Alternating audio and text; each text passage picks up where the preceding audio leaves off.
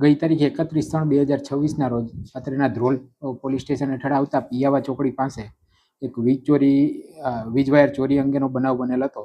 જ્યાં અંગેની ગુનો દાખલ થયા બાદ અત્રેની કચેરીના પોલીસ ઇન્સ્પેક્ટર શ્રી દ્વારા ટેકનિકલ અને હ્યુમન ઇન્ટેલિજન્સનો ઉપયોગ કરી અમારા રેન્જ આઈજી સર અને પોલીસ અધિક્ષક શ્રીના માર્ગદર્શન અને સૂચના અન્વયે સદરુ આરોપીઓની ધરપકડ કરવામાં આવેલ છે અને તેઓ આરોપીઓને કોર્ટમાં રજૂ કરી આગળની કોર્ટ કાર્યવાહી માટે રવાના કરેલ છે.